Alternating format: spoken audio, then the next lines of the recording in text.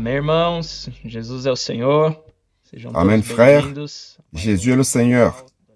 Soyez tous les bienvenus à un nouveau tutoriel de la nourriture quotidienne. Nous sommes dans le livre 5 qui a comme titre « Je vous ai établi afin que vous produisiez du fruit ». Nous sommes à la 3e semaine qui a comme titre « La vision sublime d'introduire l'homme dans la gloire ». Ce message est merveilleux, frères. Déjà au début, le contexte actuel que nous vivons, et au fur et à mesure que nous allons parcourir les jours, nous allons comprendre davantage la volonté de Dieu profondément, savoir où il veut nous introduire. Il veut introduire l'homme dans la gloire. Et nous allons comprendre c'est quoi cette gloire et la grandiosité de ce à quoi Dieu nous a prédestinés. Donc, lundi, le premier paragraphe est essentiel, frère.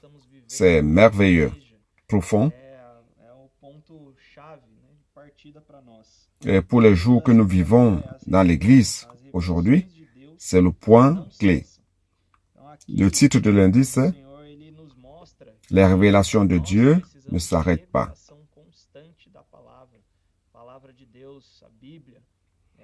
Dans le Seigneur nous montre qu'on a besoin de révélations constantes de la parole. La parole de Dieu, la Bible, nous a été ouverte.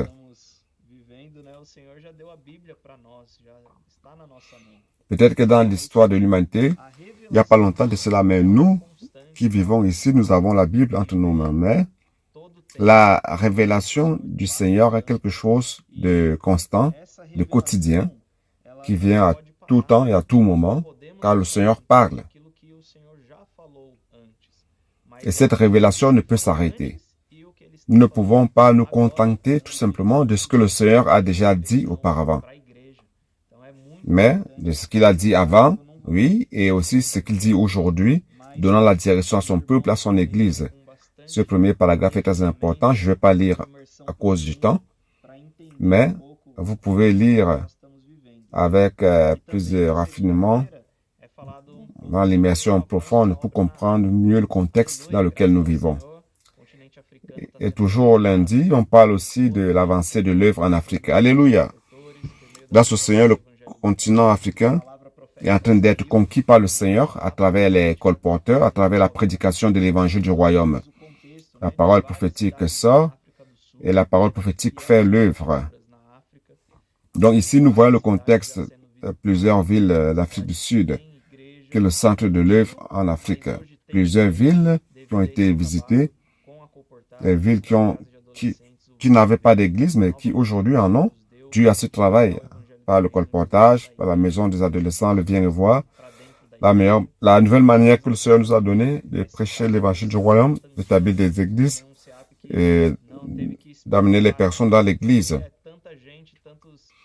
Ici, il est cité aussi le CPEV en Tanzanie, le CPEV qu'on a dû arrêter un peu, car il y a tant de personnes, tant de frères et de sœurs qui voulaient se consacrer et servir le Seigneur. Ils sont si heureux car ils reçoivent la parole. La maison des adolescents, qui est citée aussi, au Kenya, Ouganda, Cameroun, Rwanda, Burundi, plusieurs pays de l'Afrique que le Seigneur est en train de conquérir grâce à l'efficacité du colportage.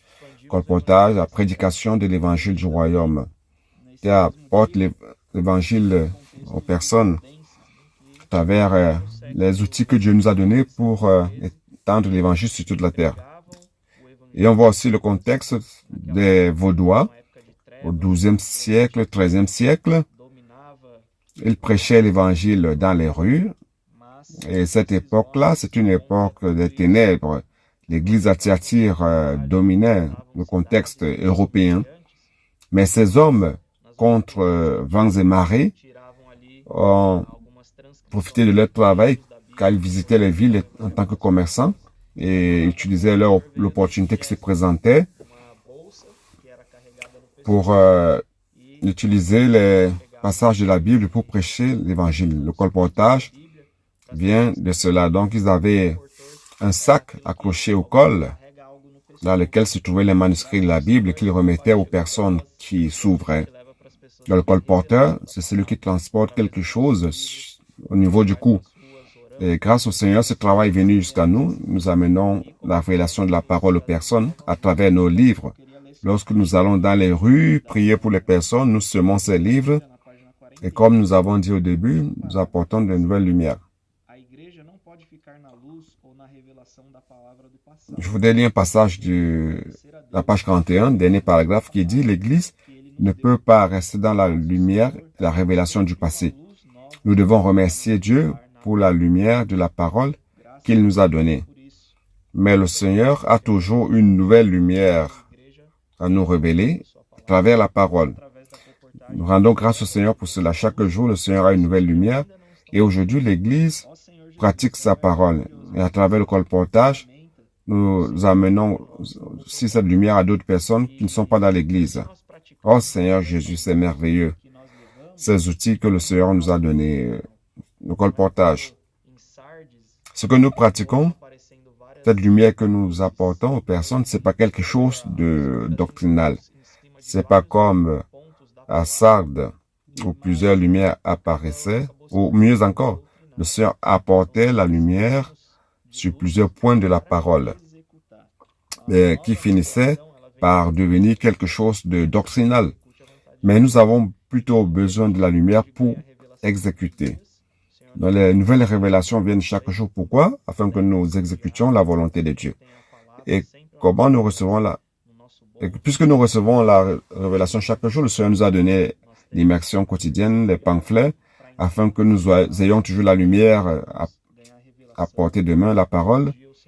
Nous avons les portables, téléphones portables, dans lesquels nous avons aussi la parole pour recevoir la lumière chaque jour. Le Seigneur nous parle et nous ne devons pas seulement nous accrocher à ce que le Seigneur nous a déjà parlé et ce que nous connaissons déjà. Mais nous devons vivre quotidiennement en contact de la parole, recherchant de nouvelles lumières. Oh Seigneur Jésus. Et dans l'histoire des Vaudois, nous voyons que ce point de la lumière constante était un point que lorsqu'il s'est arrêté, le travail s'est arrêté aussi. Car à un moment, ils se sont associés à la réforme protestante et ont fini par perdre cette nouvelle lumière constante qui vient de la parole, et de rechercher cette lumière. Ils ont reçu une lumière et se sont arrêtés sur cette vérité que le Seigneur a révélée et n'ont pas recherché de nouvelles lumières. Ils ont stagné, ils ont perdu leur vigueur évangélique, leur force motrice qui les conduisait à prêcher l'évangile aux personnes. Donc ça, c'est un avertissement pour nous. Nous devons persévérer, recevant cette nouvelle lumière et ayant la communion dans la lumière que le Seigneur nous donne, afin que nous puissions ramener le Seigneur, au Seigneur Jésus. Et mardi et mercredi, frères, on a 2 jours complémentaires qui parlent un peu de la déconnexion et la reconnexion de l'homme à Dieu. Donc, mardi, nous sommes aidés, nous voyons le contexte dans lequel le Seigneur vivait. Il a été rejeté parmi les Juifs. Même étant fils de Dieu, il a été rejeté. Il y a d'ailleurs une histoire controverse parce qu'ils se disaient chercher Dieu, mais lorsque le Fils de Dieu était parmi eux, ils l'ont rejeté. Donc pour nous autres, nous devons apprendre à ne pas laisser notre manière de penser, ce que nous connaissons déjà, nous empêcher d'accepter le Seigneur. Nous voyons souvent cela dans notre cœur, mais aussi chez ceux qui ne connaissent pas le Seigneur. Car le Seigneur apporte la vie, le salut, il veut nous reconnecter à Dieu. Ça, c'est ça le travail de Jésus, nous reconnecter à Dieu. Et à travers Jésus, Dieu fait sa volonté, il va faire sa volonté d'être le chef, la tête de toutes choses. Donc, quand nous trouvons les personnes qui ne sont pas sauvées, nous devons annoncer cet évangile, le salut qui se trouve en Jésus. Et ce jour nous montre que pour connaître Dieu, nous devons croire en Jésus. Le titre de la semaine dit que nous devons être introduits en Dieu, dans la gloire. Alors, comment y parvenir? Nous devons croire en Jésus. Comment ceux qui ne croient pas encore en Jésus auront cela, le salut? Ils auront le salut à travers toi, en prêchant l'évangile, amenant les personnes à croire en Jésus. Car l'homme est tombé dans le jardin d'Éden. Dans sa chute, il y a eu la déconnexion. L'homme est devenu vide, plein de mensonges. Matthieu dit, qu'en Satan, il n'existe pas de vérité. Il a toujours été menteur et père du mensonge, homicide depuis le début. Il a apporté l'homme, la mort à l'homme. Aujourd'hui, l'homme est soumis à cette vie, une vie de vide, de mensonge, mais il existe un chemin. Le Seigneur est le chemin, la vérité et la vie. Et cela nous est utile aussi.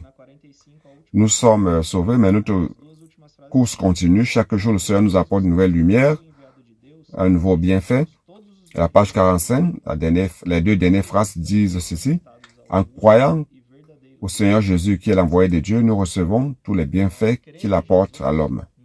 Aujourd'hui, nous sommes reconnectés au seul et vrai Dieu et nous recevons la vie éternelle.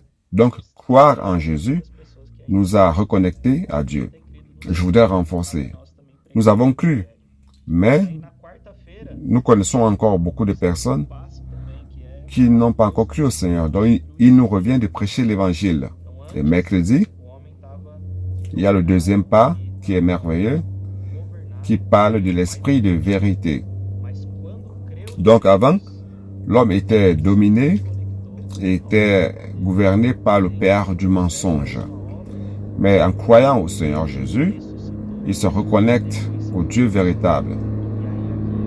Et dans le processus de son œuvre, le Seigneur est mort et ressuscité et est devenu l'Esprit.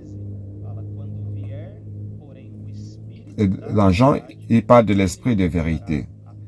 Jean 16, 3 dit, « Lorsque l'Esprit de vérité viendra, il vous conduira dans toute la vérité, car il ne parlera pas de lui-même, mais il dira tout ce qu'il aura entendu et vous annoncera. » Donc, lorsque nous avons cru en Jésus, nous avons été reconnectés à Dieu.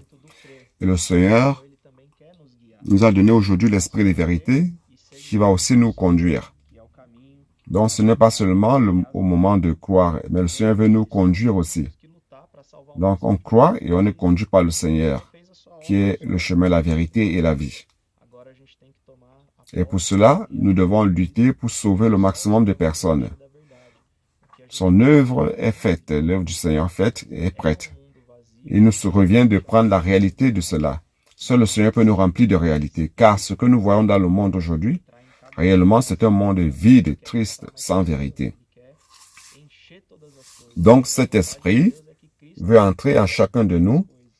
Il veut aussi rencontrer plus de personnes afin de remplir toutes choses. La volonté de Dieu, c'est que Christ remplisse toutes choses. C'est un point clé. Je voudrais lire un passage de la page 47 afin que vous compreniez mieux le sentiment. Premièrement, la forme que l'Esprit Saint nous conduit dans toute la vérité, c'est en nous annonçant la vérité chaque jour. Donc, on voit la nécessité de l'immersion quotidienne, le contact quotidien avec la parole de Dieu, avec la parole prophétique, afin que l'Esprit nous conduise dans toute la vérité et élimine de nous ce qu'il y a encore comme mensonge, et continue à nous sanctifier, nettoyant notre être. Une autre phrase. Si nous nous contentons tout simplement de ce que le Seigneur nous a donné dans le passé, nous allons mourir spirituellement. Seigneur, nous avons été sauvés, mais si nous nous attachons seulement à ce que le Seigneur nous a déjà donné, nous allons mourir spirituellement. Ça doit être quotidien. À la page 47, car le Seigneur parle à travers l'esprit de vérité, la parole prophétique nous conduit et nous amène à faire sa volonté. Voyez ce que cet esprit fait. Il nous amène à exécuter la volonté de Dieu. Il est besoin d'écouter l'esprit de vérité, être près de la parole prophétique, afin que le Seigneur nous amène à exécuter sa volonté. À la fin de la page 47, le sens de la parole prophétique, c'est cela. Dieu parle et les signes se produisent. La parole prophétique se concrétise au fur et à mesure que nous croyons et exécutons son ordre.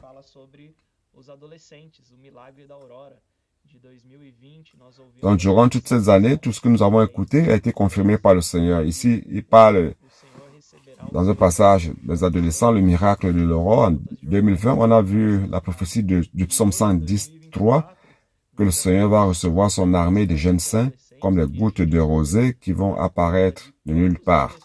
Et aujourd'hui, en 2024, nous avons déjà tant de maisons d'adolescents et on a même perdu le compte. Tant de maisons d'adolescents, des adolescents qui prêchent l'évangile du royaume, des adolescents qui prennent soin des autres, qui aident l'Église à immerger dans la parole. Donc, depuis 2022, nous avons reçu l'accomplissement de cette prophétie et aujourd'hui, plus encore. Nous n'avions même pas l'espérance d'avoir une si grande réalisation, mais le Seigneur l'accomplit parmi nous. Alléluia. Jeudi, nous voyons aussi l'œuvre de Jésus par rapport à son humanité. C'est un aspect qui est si important pour nous. Christ avait la carapace de l'humanité, mais il était le Fils de Dieu, il était Dieu lui-même. Il pouvait se vanter, s'exalter et faire les choses de la manière dont il jugeait mieux.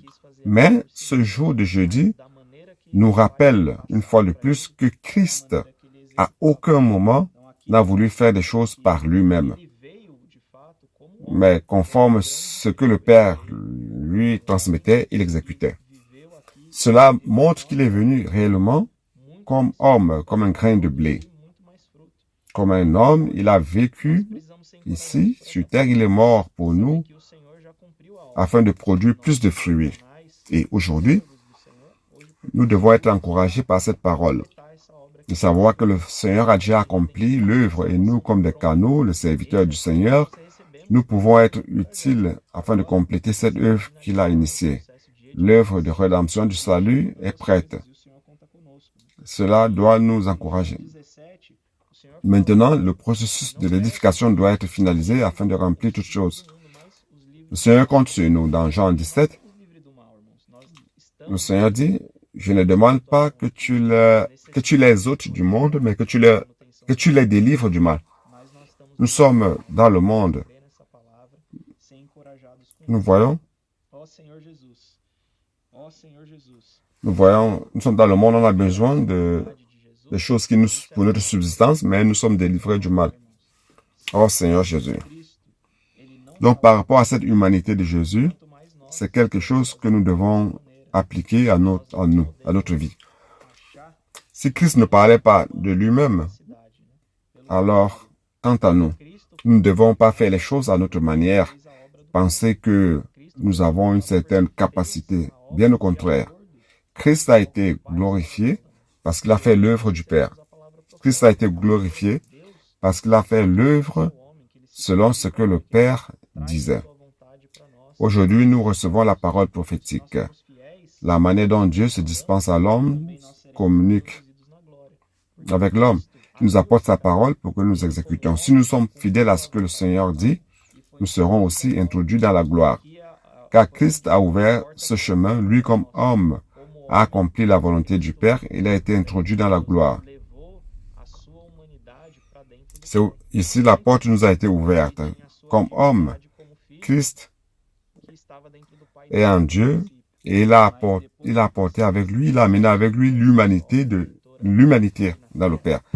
Avant, il était juste le Fils qui était dans le Père depuis le commencement, mais après le processus de son œuvre de rédemption ici sur terre, lui en tant qu'homme a été introduit dans le Père. Et vendredi, on continue cette même ligne, la clé du jour. Je t'ai glorifié sur terre en accomplissant l'œuvre que tu m'as accompli de faire, que tu m'as chargé de faire. Nous voyons qu'à un moment, Christ a révélé sa divinité à certains disciples sur la montagne de transfiguration pour montrer qui il était réellement. Et la voix de Dieu dit, « Voici mon Fils bien-aimé en qui je me J'ai tout mon plaisir. Écoutez-le. Montrant aux disciples qui ils devaient écouter et montrant aussi la gloire de Jésus. Mais l'approbation de Jésus vient par son obéissance. Vous voyez ce qui est écrit ici? Ça commence à la page 50, la dernière phrase. Un homme n'est pas approuvé par Dieu selon sa capacité ou l'accomplissement de grandes œuvres, mais c'est lorsqu'il permet que Dieu fasse son œuvre à travers lui. Cela est totalement contraire au concept humain de ce qu'un serviteur de Dieu, un grand serviteur de Dieu, c'est celui qui lui accomplit de grandes choses. Ici, nous voyons le modèle du Seigneur. Le Seigneur ne s'est pas trouvé capable d'accomplir de grandes œuvres, mais il a permis que Dieu fasse son œuvre à travers lui. Ça, c'est le modèle que nous devons suivre, le modèle du Seigneur. Quelqu'un qui ne se jugeait pas capable d'accomplir l'œuvre par sa propre force, mais il était juste un canal libre par lequel Dieu pouvait accomplir son œuvre sur terre. Et à la page 51, au dernier paragraphe, il dit: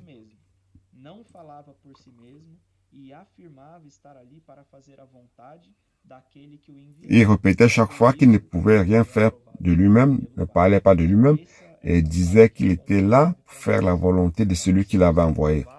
C'est pour cela qu'il a été approuvé par le Père.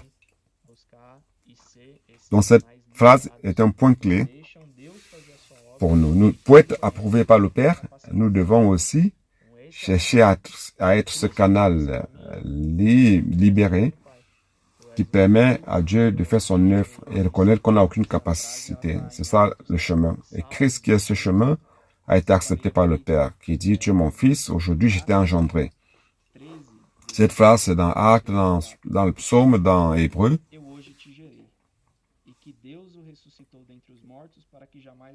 Dans Actes 13, verset 33-34, tu es mon fils, je t'ai engendré aujourd'hui. Et qu'il est ressuscité des morts, de telle sorte qu'il ne retourna pas à la corruption. C'est ce qu'il a déclaré en disant: je vous donnerai les grâces saintes promises à David. Ces grâces qui sont assurées. Nous rendons grâce à Dieu. Le Seigneur, notre exemple, notre modèle, notre frère, a accompli la volonté du Père et nous a établi un modèle. Oh Seigneur Jésus, alléluia. Donc, nous parvenons déjà à la fin au week-end, samedi et dimanche. Samedi, c'est très riche. La parole grave Dieu en nous. Nous commençons déjà à entrer dans Dieu. Donc, au départ, le Seigneur est venu, nous a délivrés du monde. Nous étions sous le mensonge et nous avons cru au Seigneur Jésus et en cela, il nous a connectés à Dieu et le Seigneur nous donne la lumière constante pour nous alimenter, nous apporter la vigueur, la révélation, la nutrition. Et en Christ, nous sommes introduits aussi en Dieu. Et aujourd'hui, la dispensation de Dieu en nous vient par la parole. Car quand Dieu parle, sa parole est gravée en nous. Le Seigneur est devenu l'Esprit. Je ne vous ai pas lu ce passage, mais ici dit, lorsqu'il dit qu'il va envoyer l'Esprit, le Consolateur, il dit qu'il ne fera rien de lui-même aussi. Donc tout vient par Dieu. Dieu envoie sa parole, et cette parole vient jusqu'à nous, la parole prophétique vient jusqu'à nous pour faire l'œuvre de Dieu et graver Dieu en nous. Donc cette substance de vie est à l'intérieur de chacun de nous. Et nous sommes aussi aidés dans le texte. La gloire, c'est pas seulement une lumière, une splendeur. Mais lorsqu'on parle de la gloire, quand Christ parle de la gloire, lorsque nous voyons cela dans les passages bibliques, ça se réfère au Père lui-même. Et ça dénote aussi la présence de la personne et la splendeur de Dieu. Donc la gloire est bien plus qu'une chose contemplative. C'est le Père lui-même, c'est Dieu, sa substance, son essence. C'est pour cela que nous sommes aujourd'hui remplis de gloire. Le Seigneur va graver son essence en nous. Donc celui qui garde la parole et qui obéit fait partie de ce groupe d'élite. séparé par le Père et remis au Fils. L'Église, nous sommes ce groupe, l'élite, qui reçoit sa gloire. Oh Seigneur Jésus. Donc, pour que cela se produise, nous devons avoir une totale dépendance du Seigneur, reconnaître l'origine de la parole. La parole vient de Dieu et passe par son canal, par son apôtre, et vient à l'Église. L'apôtre, comme membre du corps, a la fonction d'annoncer la parole prophétique, d'annoncer la parole qui grave l'essence de Dieu en nous, qui apporte la splendeur, la présence de Dieu. Donc, nous devons avoir la totale dépendance de cette parole. Plus nous allons écouter, plus le Seigneur va nous remplir, nous donner la lumière, la vigueur, et va graver son essence en nous, nous remplissant. Comme Éphèse dit, la volonté de Dieu, c'est que Christ soit la tête de toutes choses. Mais comment va-t-il faire cela? C'est en nous remplissant, en gravant l'essence de Dieu en nous. Il va se dispenser en nous, nous remplissant, et cela sera gravé en nous dans notre cœur. Oh Seigneur Jésus. Je voudrais vous lire une phrase. Si ce que nous faisons vient de Dieu, nous aurons la force et l'autorité pour accomplir son œuvre. Tout ce qui procède de l'effort humain peut avoir du succès, mais ça n'exécutera pas l'œuvre de Dieu, car ça ne procède pas de lui. Donc nous voyons que l'origine ne doit pas venir de nous. Ça ne doit pas venir de l'homme, mais l'origine doit être Dieu. Et nous avons la parole qui se confirme, la parole qui nous donne la sûreté. Nous avons vu à travers le canal que Dieu nous a donné, Dieu nous parle de l'origine correcte de cette parole qui nous conduit à la gloire. Oh Seigneur Jésus. Et enfin, dimanche, montre ce que le Seigneur va faire. Jean 17, 21, 22 disent ceci. Afin que tous soient un, comme toi, Père, tu es en moi, et moi je suis en toi, afin qu'eux aussi soient un en nous, pour que le monde croie que tu m'as envoyé. Je leur ai donné la gloire que tu m'as donnée, afin qu'ils soient un comme nous sommes un. Moi en eux et toi en moi, afin qu'ils soient parfaitement un, et que le monde connaisse que tu m'as envoyé et que tu les as aimés comme tu m'as aimé. Donc, notre destinée, c'est d'être introduit dans la gloire, être un avec le Père et le Fils. C'est cette unité organique que notre pensée n'arrive pas à comprendre. Mais le Seigneur, à travers l'Esprit, nous transmet sa gloire. C'est ce qui est écrit ici. Et lorsque le Seigneur reviendra, cette gloire sera une unité parfaite. Donc aujourd'hui, frères, nous devons être scients de ce que le Seigneur est en train de faire à travers l'Église. Ce flux si merveilleux. Parfois, il y a des critiques qui apparaissent, qui disent que c'est pas adéquat, mais le Seigneur est en train de préserver l'Église. C'est le Seigneur qui conduit, il fait son œuvre, et nous devons être fidèles et continuer à chercher cette révélation, chercher la joie, la parole quotidiennement, afin que nous soyons remplis d'autorité, remplis de puissance de la parole, remplis de la gloire pour exécuter la volonté de Dieu. Notre fonction ici, c'est de faire la volonté de Dieu.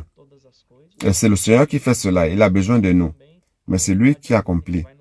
Nous devons avoir la confiance de ce que Christ va compléter cette œuvre, de remplir toutes choses. Et il va aussi apporter l'unité organique, nous introduire dans la gloire. Notre pensée limitée ne nous amène pas à comprendre cela, mais la parole nous apporte des signes qui l'accompagnent pour nous apporter la présence de Dieu. Et nous sentons cela lorsque nous pratiquons la parole prophétique. Nous sentons cela lorsque nous sommes dans la rue, faisant le colportage, priant pour les personnes, nous impliquant dans les outils de l'œuvre, la maison des adolescents, les réseaux de soins, Expo Livre. Dieu nous a donné beaucoup d'outils afin de compléter cette œuvre et transmettre cette gloire aux personnes. C'est cela, frère. Donc, la charge est très grande. Mais nous devons transmettre aux frères cette joie, cette fraîcheur, encourager les frères aussi à travers tous les versets qui sont proposés. Nous basons sur Jean 17 et d'autres versets qui sont suggérés aussi, faisant l'immersion raffinée, recevant de lumière, être encouragé par la parole afin de recevoir aussi la réalité et aider les autres à connaître et à recevoir cette gloire. Amen. Jésus est le Seigneur.